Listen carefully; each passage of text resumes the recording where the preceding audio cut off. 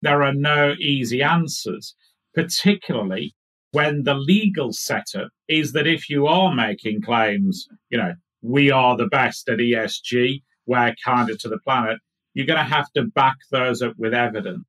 And the preponderance of evidence seems to be that a lot of these alternative sources of fuel are not without their challenges.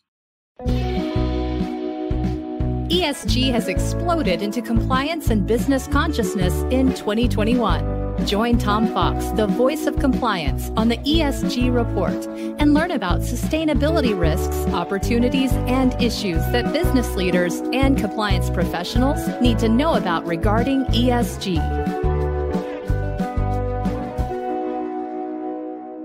This is Tom Fox. The ESG Report is a little bit different today. It's not myself interviewing one person. I have a roundtable of folks, and we take a different look or focus depending on the person. Today, it's Jonathan Armstrong, and we look at the issue of greenwashing and how you can get in trouble even though you're trying to do good. Jonathan, you have actually been following ESG for quite some time, but you have been looking at it from a fairly unique angle, I think, and that's the problem of greenwashing. What do you see around greenwashing? What's been the EU and UK response, and do you see that as a solution literally for the rest of the world? Yeah, I think we're particularly seeing issues at the moment around the energy crisis and ESG combining. This is one of these areas where people almost can do wrong by trying to do good. And I'm thinking particularly of the area of renewable energy. So many corporations are trying to get with the ESG program by making all sorts of announcements about carbon neutrality, about the use of renewable power. We're entirely solar and wind powered for our data centers, etc., etc. But as they used to say in olden days, there be dragons. And why that is that many of these claims, if you like, have gone beyond simply saying we are carbon neutral. And they're almost adding an and to it as well. We are kinder to the planet. We're doing our best for the planet. And when you make claims like that, then you're potentially subject to fair trading law across Europe. I think the position in the US is similar as well. So, for example, if you make a statement like that and you can't back it up with evidence, in the UK, the person making the statement or officers of the corporation could be punished by a fine or, in extreme cases, a prison term of up to 2 years. So why might these claims be false? Well, firstly, if you look at solar panels, then a study by Sheffield Hallam University has shown that there's a real propensity of solar panels that you procure to have involved Uyghur forced labor in China. That's partly for the raw materials that make up the panels, and many panels are also manufactured in Xinjiang, where reports of Uyghur forced labor are prominent. And as an example, in Zhuar, the Xinjiang Uyghur Autonomous Region, 65% of solar modules rely on one primary material, solar-grade polysilicon, and polysilicon manufacturers in Zhuar account for about 45% of the world's solar-grade polysilicon supply. At least one major silicon producer has participated in what are called labor transfer programs in China, what other people might call forced labor.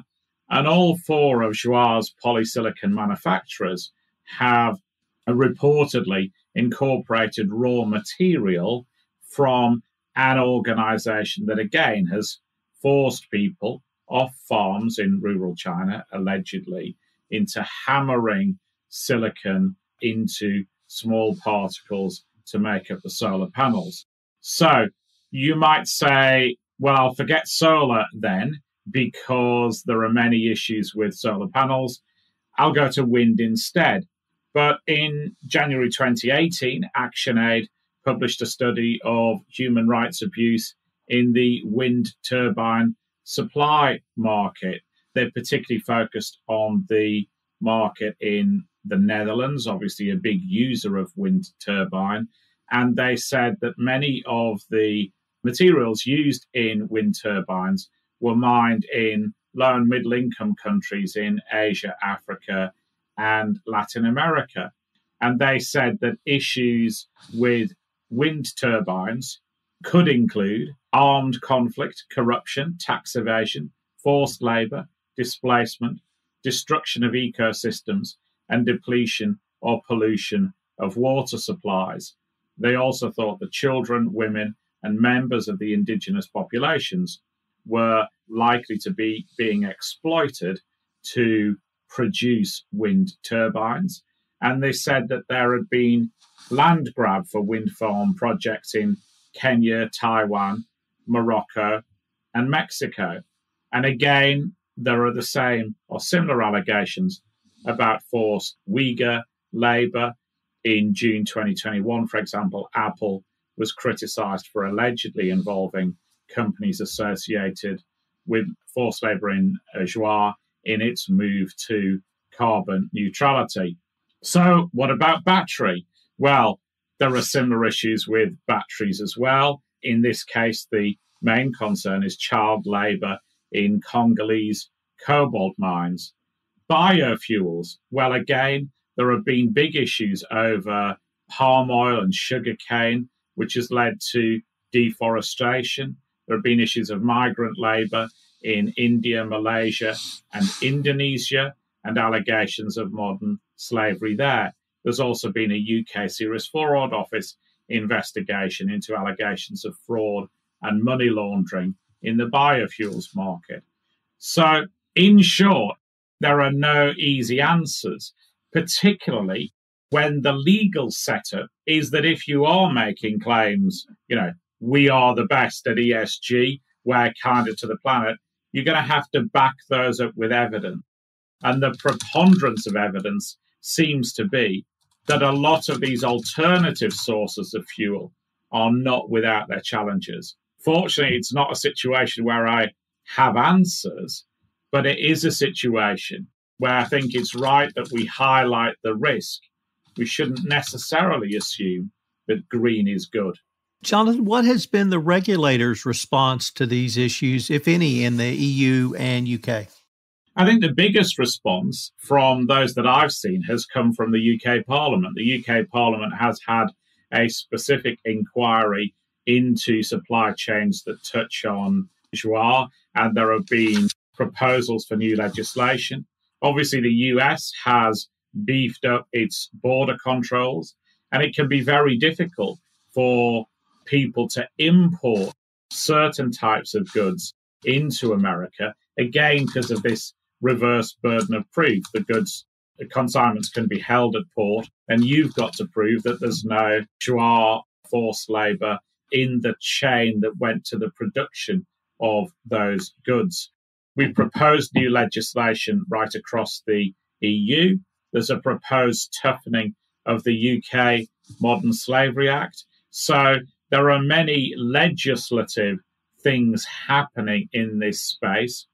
And obviously, it is not going to be a good ESG program if one of the first acts of the ESG program is the corporation being prosecuted for any of these abuses that are involved in alternative fuel sources. Jonathan, is at least a response by a corporation what I've heard you characterize as double due diligence, which is looking once and then looking twice? Yeah, I think that's exactly right. I think you have to try and look throughout the whole manufacturing chain as well. It's not good enough to say, I'm a US corporation and the panels are being assembled in Omaha, so I'm good to go. You've got to look at the raw materials as well. You have got to look at that complete due diligence on who is selling me the kit and where is that kit coming from.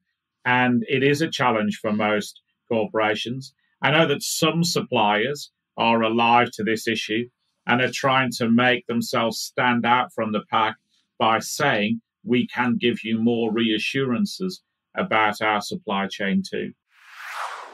This is Tom Fox again. Thank you for listening to this episode of the ESG Report. I hope you'll join us again for another episode.